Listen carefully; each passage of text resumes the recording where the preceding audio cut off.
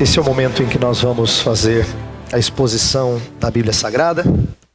E eu vou pedir para as crianças, elas já receberam a folha ou não? Vão receber agora. Vão receber agora, né? Já receberam? Ok. Elas têm na folha algo importante da qual eu quero falar não só aos adultos, mas a elas. Crianças, vocês olhem para a folha e percebam que tem crianças diferentes de várias tribos, povos, línguas. Tá vendo? Gente de povo diferente aí. Tá vendo as crianças? Tem índiozinho, tem gente que tem uma roupa de um jeito, de outro jeito, de países diferentes. Por quê? Porque hoje eu gostaria que as crianças aprendessem sobre missões. Inclusive, essa é a palavra-chave aí que você pode completar. Tá? Por isso que está um coração e depois umas letrinhas aí para você completar. Então eu quero que você coloque aí missões. E eu quero contar a história de um missionário chamado William Carey. E eu vou pedir para os adultos ouvirem porque vale para vocês aprenderem também. William Carey foi um famoso missionário batista do final do século XVIII, chamado o pai das missões modernas. E Carey tinha algumas coisas muito curiosas da biografia deles, e tem uma que tem tudo a ver com a nossa passagem hoje, que eu vou ler daqui a pouco.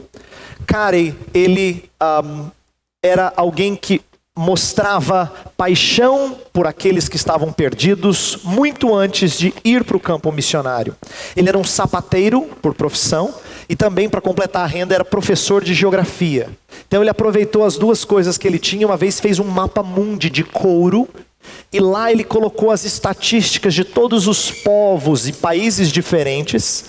E quando ele dava aula de geografia para as crianças, mostrando onde estava no mapa cada país, dizem os biógrafos que às vezes nas aulas de geografia, quem diria, hein? Se emocionar em geografia, a Carey chorava, porque ele apontava para os países e diziam: pagãos, pagãos, pagãos, pagãos.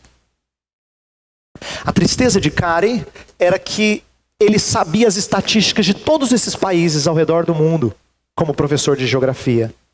Mas ele sabia que eles não tinham o conhecimento de Jesus. Então o que Carey fez? Antes mesmo de ir para a Índia e passar cerca de 40 anos da sua vida lá, ele orou por esses perdidos. Ele orou por eles e de tal forma que isso virou uma paixão que só se externalizou quando ele foi, mas já estava presente, já estava sendo trabalhada, já estava sendo solidificada no seu coração. Eu digo isso porque eu queria que as crianças aprendessem junto com os adultos hoje, e eu lutei em oração essa semana para que eu aprendesse isso, para que nós amássemos as missões e evidenciássemos o nosso amor por missões com a nossa oração. Por que eu digo isso? Porque Carey já orava antes mesmo de ser missionário, fervorosamente. E é por isso, crianças, que tem aí o desenho das crianças, das duas crianças, o menino e a menina fazendo oração. Porque eu tenho aprendido, e isso é um erro no qual eu incorro, e eu sinto que vocês também, eu imagino, é que nossas orações são repletas de pessoas que nós conhecemos. Se você for fazer uma análise das suas orações, presta atenção, você gasta mais tempo com aqueles que você mais ama e menos tempo com aqueles que são mais distantes. E menos ainda se você não os conhece. É impressionante a proporção de pessoas que nós conhecemos e queremos bem, por isso nós oramos, inclusive nós mesmos. Presta atenção em quantas vezes você pede a Deus em seu favor. Em favor da sua família, das pessoas que são próximas. E menos em relação às pessoas que estão distantes e são desconhecidas. E o que isso evidencia? Evidencia a nossa falta de entendimento do lugar da oração em relação a missões, além de uma falta de amor por pessoas que não estão próximas de nós. E eu queria que a gente pensasse nisso nessa manhã. Vou convidar você a abrir a sua Bíblia em Colossenses capítulo 2, e eu quero usar esse texto, Colossenses 2, de 1 a 5, como ponto de partida para nós falarmos sobre oração e missões, já que nós estamos no mês em que a Igreja Presbiteriana do Brasil costuma destacar missões um pouco mais, não é? O mês de agosto, que é o mês de aniversário da nossa igreja. Então a nossa denominação costuma destacar mais. Então eu estou aproveitando que estou expondo Colossenses e estou falando de missões porque tem tudo a ver com o texto. Quero que você escute a leitura de Colossenses 2, de 1 a 5. Quero que vocês saibam quanto estou lutando por vocês, pelos que estão em Laodiceia e por todos os que ainda não me conhecem pessoalmente. Esforço-me para que eles sejam fortalecidos em seu coração, estejam unidos em amor e alcancem toda a riqueza do pleno entendimento, a fim de conhecerem plenamente o mistério de Deus, a saber, Cristo. Nele estão escondidos todos os tesouros da sabedoria e do conhecimento. Eu lhes digo isso para que ninguém os engane com argumentos que só parecem convincentes. Porque embora esteja fisicamente longe de vocês, em espírito estou presente. Me alegro em ver como estão vivendo em ordem e como está firme a fé que vocês têm em Cristo. Paulo está fazendo 3 coisas aqui, da qual eu vou tratar no resto da mensagem. Primeiro, ele notifica aos colossenses a sua preocupação com eles. Ele notifica aos colossenses a sua preocupação com eles. Depois, ele apresenta o motivo da sua preocupação. Primeiro ele diz que ele está preocupado.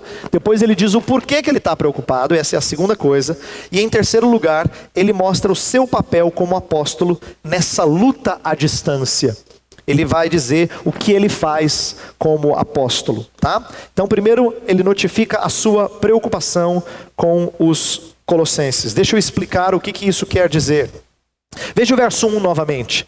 Paulo faz questão que eles saibam uma coisa. Olha só. Quero que vocês saibam quanto estou lutando por vocês, pelos que estão em Laodiceia e por todos os que ainda não me conhecem pessoalmente. Paulo, nesse começo, ele diz algo que é típico dele em outros textos do Novo Testamento. Às vezes ele diz assim: eu não quero que vocês sejam ignorantes quanto a isso. Às vezes ele fala desse jeito, na negativa. Aqui ele fala na afirmativa dizendo: eu quero que vocês saibam. O que eu quero que vocês saibam? O como eu luto por vocês. Por vocês colossenses, pelos de Laodiceia e por todos os que não me conhecem.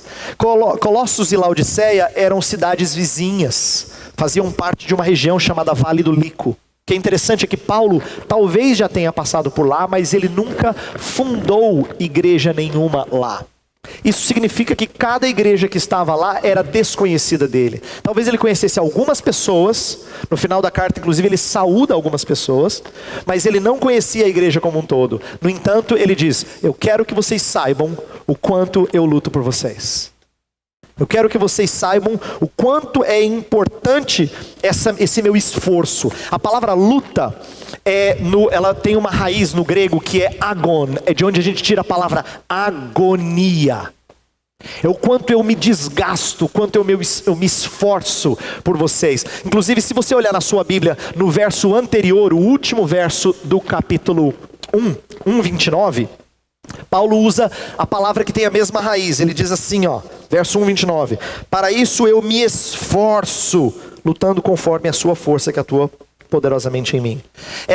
Eu me esforço lutando, isso aí é a mesma expressão, é a mesma raiz de palavra. Portanto, ele está fazendo conexão. Antes, eu preguei 2 mensagens anteriormente sobre o final do capítulo 1, falando da missão de Paulo, do seu sofrimento, do seu martírio, da mensagem que era o mistério.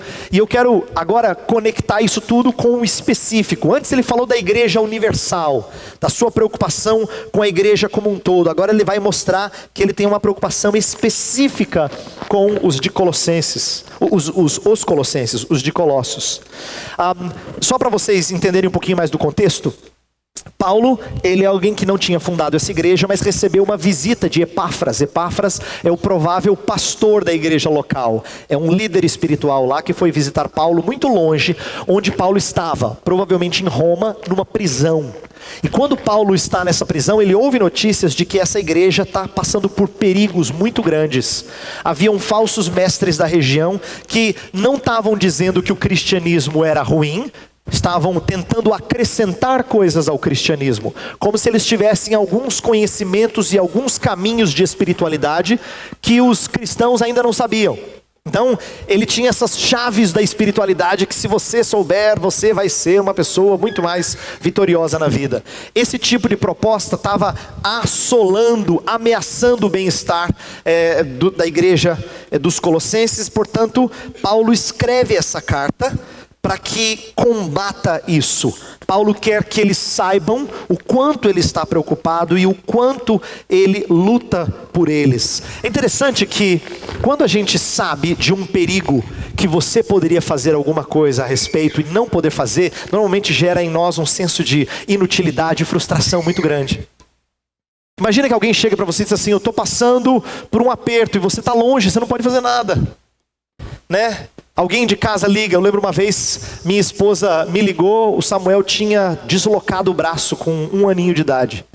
E aquilo me deu um desespero, que eu estava em outra cidade. Eu vim dirigindo o mais rápido que eu pude, mas que aflição não poder estar perto para ajudar. Eu sinto que Paulo está sentindo alguma coisa parecida. Ele queria estar junto, mas ele está preso.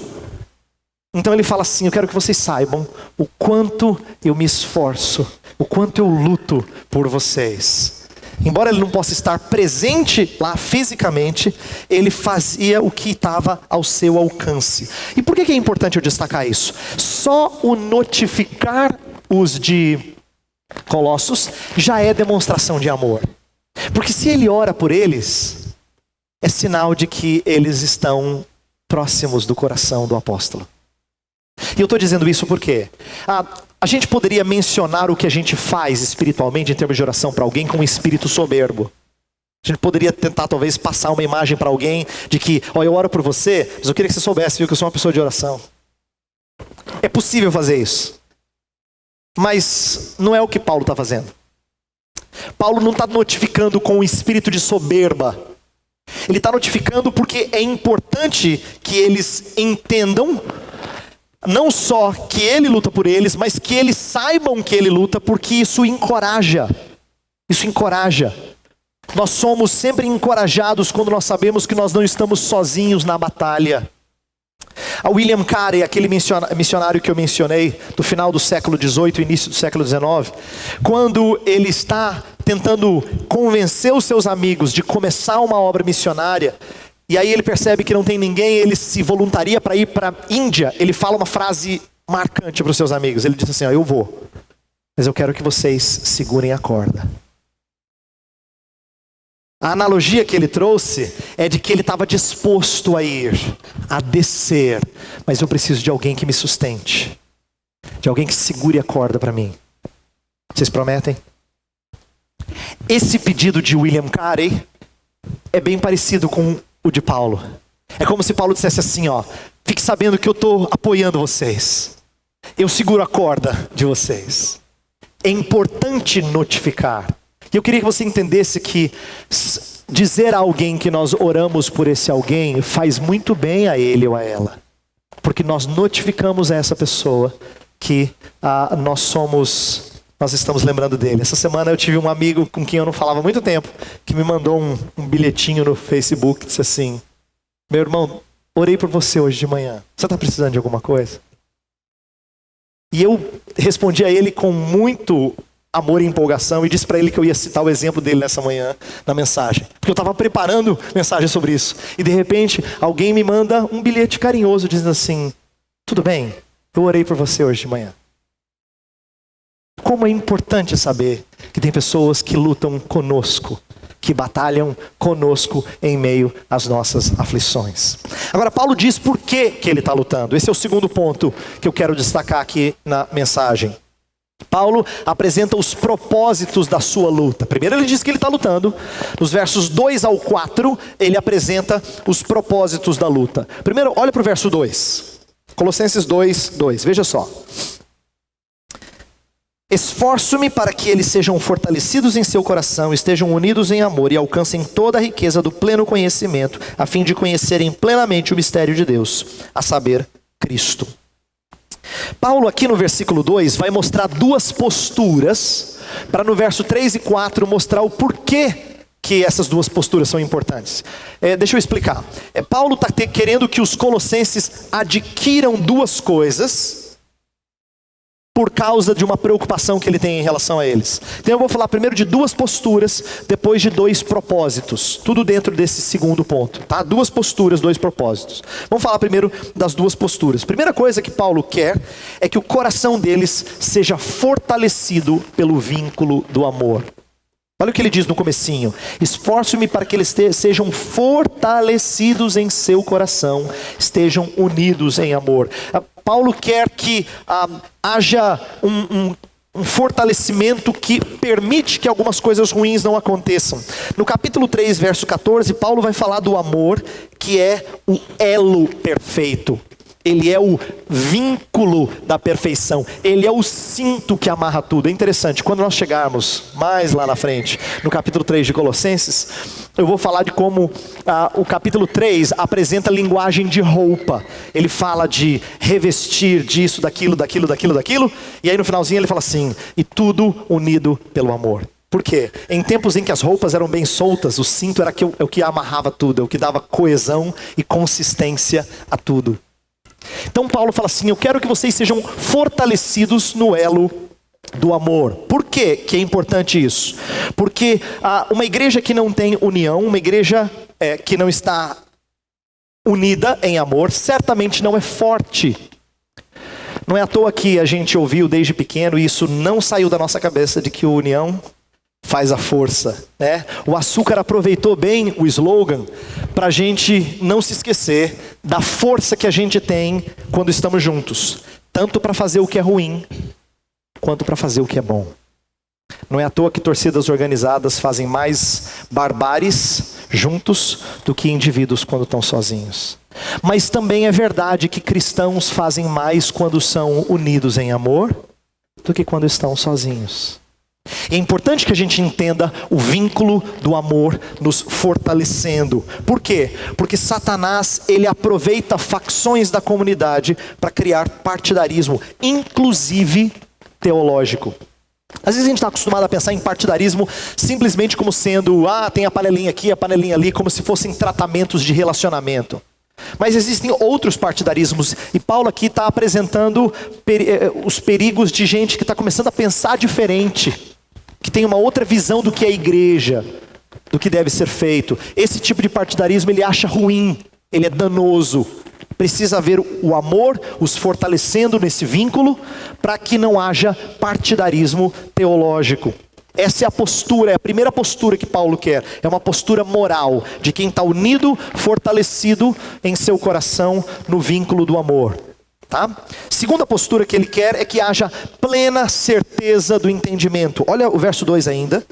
Ele fala: estejam unidos em amor e alcancem toda a riqueza do pleno entendimento. A ideia é de um pleno entendimento rico e certo. A ideia de certeza está aqui no original, tá? De plena certeza.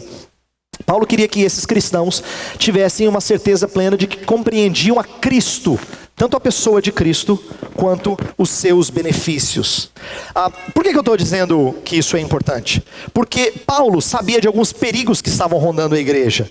Ele diz: olha, eu quero que vocês sejam vinculados pelo amor e sejam também conhecedores de Cristo e da sua obra. Porque se vocês forem conhecedores de Cristo e da sua obra, vocês não estão sujeitos a enganos. Agora eu vou falar uma coisa importante para você entender. Quando a gente é fraco teologicamente, normalmente nós somos suscetíveis a mais enganos do inimigo.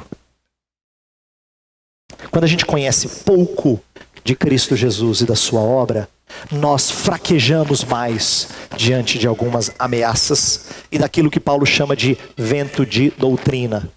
Por isso que ele fala de um vínculo, de uma postura moral, unidos em amor, e de uma postura intelectual, plena certeza do entendimento de Cristo. As duas coisas são necessárias. Uma igreja que só se preocupa em ser unida em amor não faz tudo. E uma igreja que se preocupa só em entender bem a Cristo Jesus e a sua obra também não se preocupa com tudo. É preciso ter ambas as coisas. Uma postura moral e uma postura intelectual. E é meu entendimento que normalmente as igrejas pendem ou para um lado ou para o outro, mas raramente tem ambas. De maneira equilibrada, de maneira saudável. Meu desejo é que você pense na importância de ambas as coisas. Até porque, se as igrejas têm essas tendências, nós também temos. Talvez você seja um dos tipos que, quando ouve do vínculo do amor, fala: isso é mesmo, pastor, fala disso, essa igreja precisa mais disso. Porque você gosta dessas coisas, você é inclinado a isso. Mas é quando você fala do plena certeza do conhecimento de Cristo, você fala: isso mesmo, pastor, fala que o pessoal precisa ouvir boa teologia. Porque você gosta disso. E Paulo não fala uma ou outra, ele fala as duas. As duas são importantes. Elas é que dão uma postura correta para dois propósitos. Agora eu vou entrar nos propósitos. Então no verso 2, 3 e 4. Tem um propósito positivo e um negativo. E os dois são como dois lados da mesma moeda.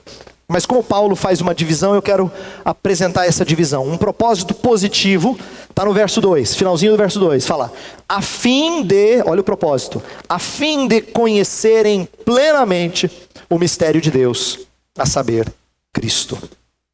Quero que vocês sejam fortalecidos em amor, que tenham plena convicção, pleno entendimento de Cristo, a fim de conhecerem plenamente o mistério de Deus, que é Cristo.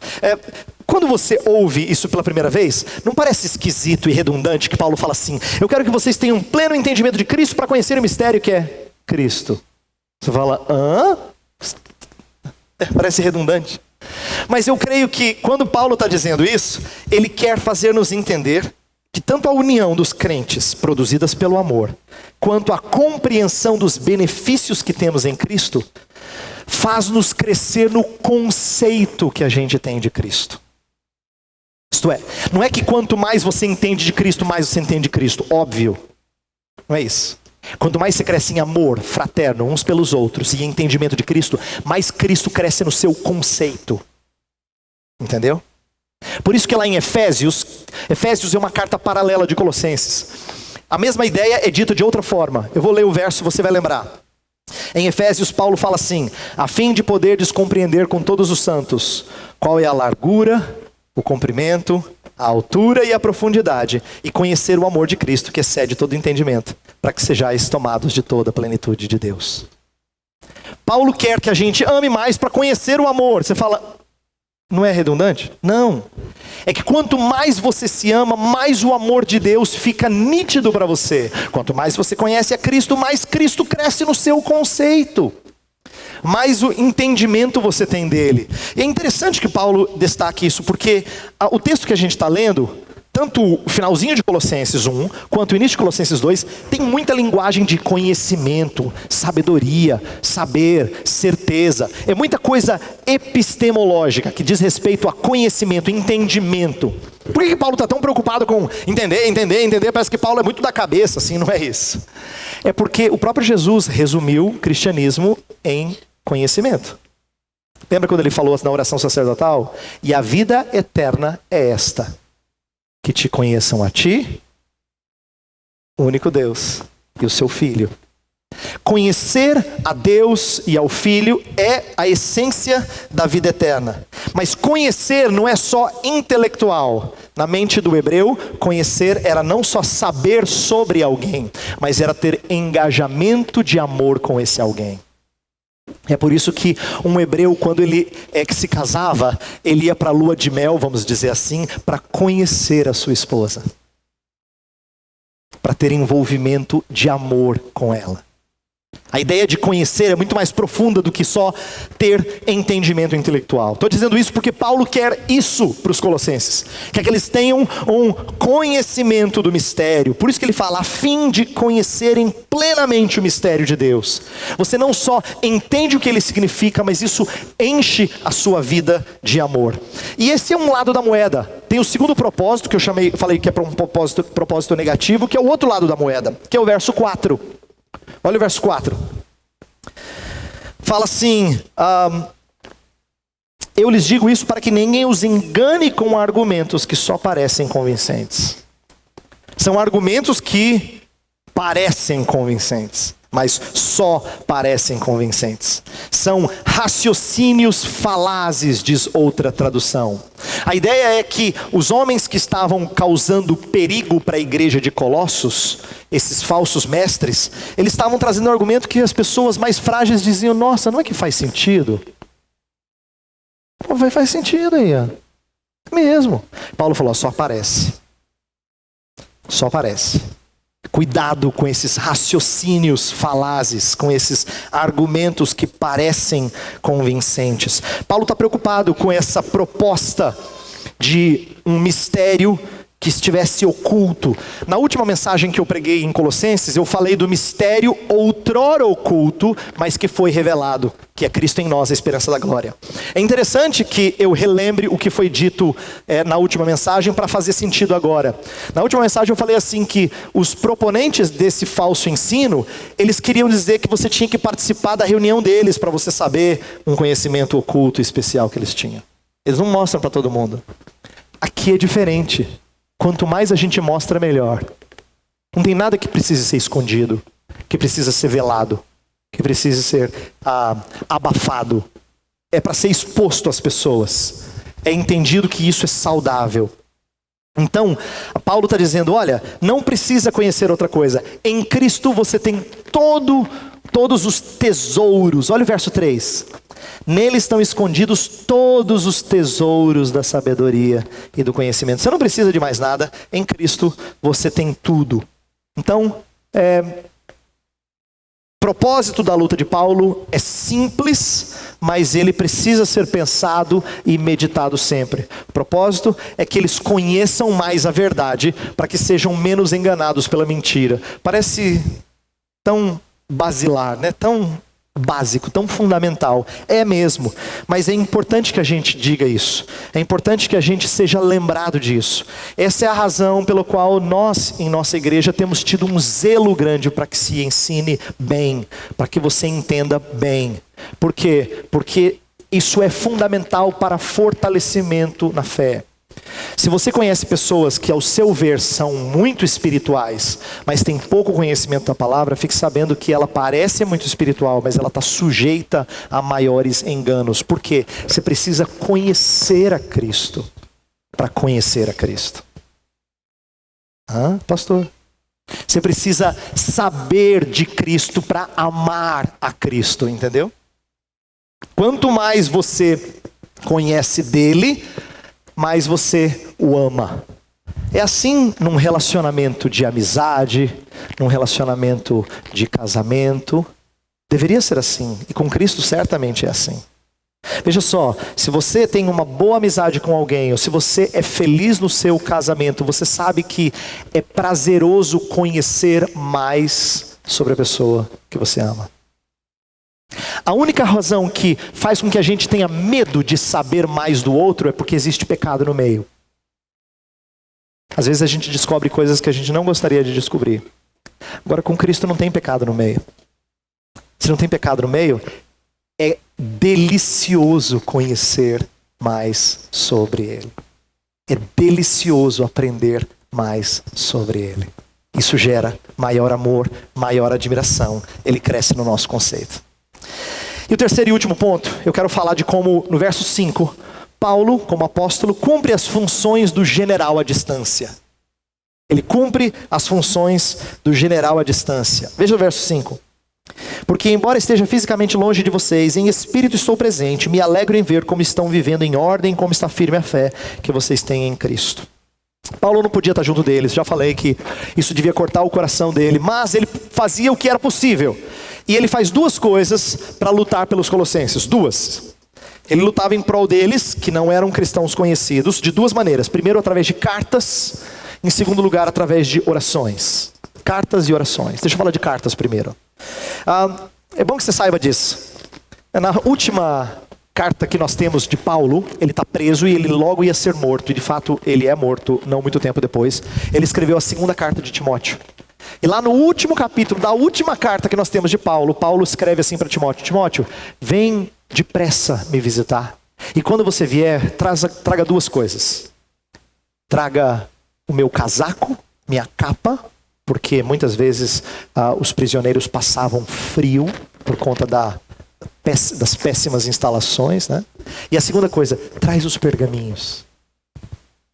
Por que Paulo pede os pergaminhos? Paulo está querendo escrever cartas para igrejas. Ele está no final da vida dele. Inclusive ele diz no 4º capítulo que ele está prestes a ser oferecido como libação. Mas ele quer escrever cartas. Por quê? Porque ele sabe que essa é a única maneira que lhe resta de lutar pelos que estão distantes. É isso que a gente percebe em Paulo, uma preocupação muito grande em lutar por eles. As cartas que Paulo escrevia visavam resolver problemas das igrejas e encorajá-los a se manterem firmes na fé. No final de Colossenses, se você olhar para o capítulo 4, verso 16, ele fala assim: depois que esta carta for lida entre vocês, façam que também seja lida na igreja dos Laodicenses, e que vocês igualmente leiam a carta de Laodiceia. Em outras palavras, eu escrevi uma para vocês e uma para eles, mas troquem, por favor, porque cartas são escritas para encorajar vocês. A gente não tem a carta dos Laodicenses. Deus não preservou essa carta. Mas quando Paulo escrevia, ele escrevia com o propósito de encorajá-los. Ele estava distante como um general, mas encorajando os seus subordinados. Mas não só por cartas, eu falei que ele lutava pelos cristãos distantes em oração. E eu quero destacar isso porque essa é a minha tônica nessa manhã. O apóstolo se colocava de joelhos na prisão e intercedia em favor de pessoas que ele nunca vira antes. Isso demonstra o caráter de um homem. E eu me admiro e me penitencio por não fazer exatamente do jeito que Paulo fazia. No capítulo 1, a gente já estudou, ele fala que ele não cessa de orar pelos colossenses. Capítulo 1, verso 9, ele fala assim: desde o dia em que o ouvimos, não cessamos de orar por vós. Desde o dia que eu vi notícia de vocês, eu não paro de orar por vocês. Eu oro por vocês o tempo todo. Vocês estão no meu pensamento, no meu coração, frequentemente. E o que é bonito é o seguinte: Paulo não era o único a fazer isso. De repente você podia dizer, Paulo é admirável, mas Paulo era um apóstolo, não é pastor? Tem que dar um desconto. Não, ele diz que o líder deles, que talvez não fosse tão valorizado, até porque Epáfras vai pedir a ajuda de Paulo. Talvez Epáfras não tivesse sendo ouvido, ou não tivesse talvez todo o arsenal teológico para ajudar aqueles cristãos. A gente não sabe. O que a gente sabe é que ele foi contar, e Paulo escreve, e ele está junto de Epáfras. E olha o que ele diz de Epáfras no capítulo 4, verso 12. Dá uma olhada. Ele fala assim, Epáfras, que é um de vocês e servo de Cristo Jesus, envia saudações. Ele está sempre batalhando por vocês em oração, para que como pessoas maduras e plenamente convictas, continuem firmes em toda a vontade de Deus. Eu acho lindo isso. Paulo podia dizer, olha, eu sou apóstolo, viu? É por isso que eu estou orando por vocês. Mas ele não fala. Ele diz assim, sabe o Epáfras, aquele que é de vocês? Eu sou testemunha de que ele ama vocês. Ele ama vocês. Ele ora por vocês sempre. Ele batalha em oração por vocês. Como é precioso saber disso. Eu vou dizer por que é precioso. Porque eu, lendo essa semana, à medida que preparava para essa mensagem, eu li um trecho de um livro famoso do pastor John Piper sobre missões. E um dos capítulos ele fala de oração, e ele usa uma analogia que eu acho importante dizer aqui. Ele fala assim, às vezes nós confundimos oração. A gente acha que oração é um comunicador interno para situações de conforto, como um interfone. Oi, tudo bem? Posso entrar? Ele falou, não. Oração não é um comunicador interno só para tempos de paz. Oração é um rádio de batalha. É quando você está lá no campo de batalha e as coisas estão muito difíceis e você fala no comunicador pedindo socorro ou intercedendo por alguém, dando ordens para que alguém seja socorrido. Por que essa analogia é importante? Eu entendo que você ore. Eu não vou nem julgar aqui que você não ora. Talvez ore pouco. Todos nós somos suscetíveis a cometer esse erro. Mas eu vou falar algo que me preocupa, porque eu vejo que esse é um pecado meu, e eu imagino que seja seu também. Na grande maioria das vezes, oração pra gente é interfone. Não tem senso de urgência. Não tem a noção de que a gente está no campo de batalha.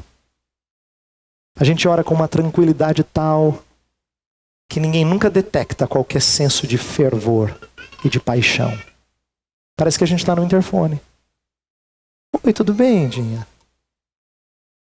Não é comunicação interna. É instrumento no campo de batalha. por causa do senso de urgência. E eu queria que você entendesse isso. Paulo, no verso 5, ele está usando terminologia militar. Quando ele fala assim, ó, eu me alegro em ver como vocês estão vivendo em ordem. Ordem era a palavra para fileiras do exército, que são ordeiras. E depois fala assim, que vocês estão firmes. É a ideia de uma linha de frente que tinha que ficar firme, que não podia titubear, porque era assim que se batalhava antes. Você tinha que ter ordem e você tinha que ter uma linha de frente que fosse firme. E Paulo fala assim, eu me alegro, mas eu também tenho pedido a Deus para que vocês permaneçam em ordem e firmes.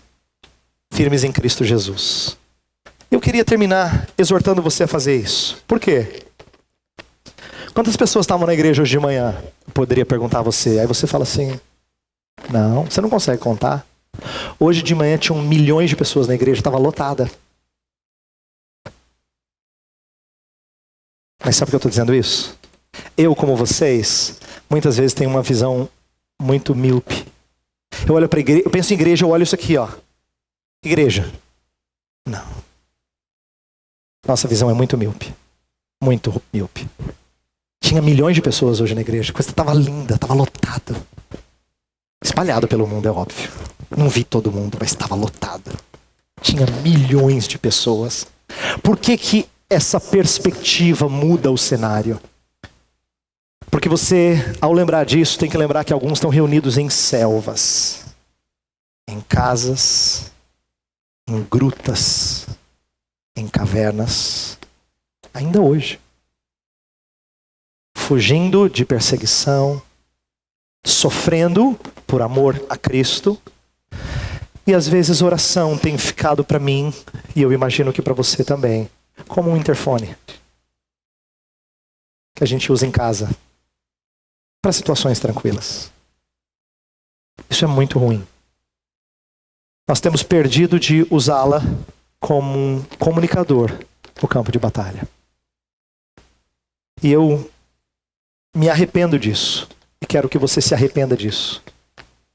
De como você ora e os seus filhos veem você orar, e o seu esposo e a sua esposa e os seus amigos e os seus irmãos em Cristo, eles veem você orar quase que sempre num tom muito tranquilo, muito sossegado, de que tudo está em paz. A gente está perdendo o senso de guerra. Eu estou perdendo o senso de guerra.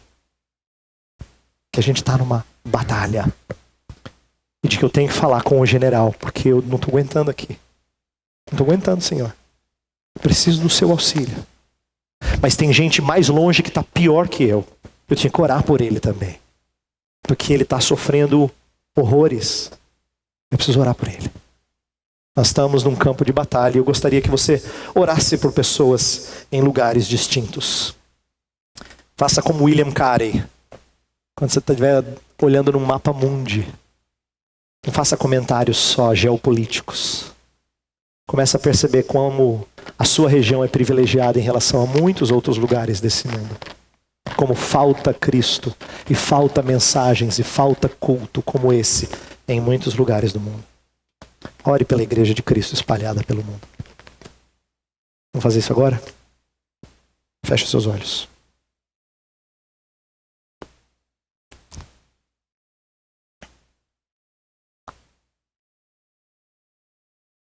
Ó Senhor, nós queremos em primeiro lugar exaltá-lo porque o Senhor é um Deus que salva a gente de toda parte.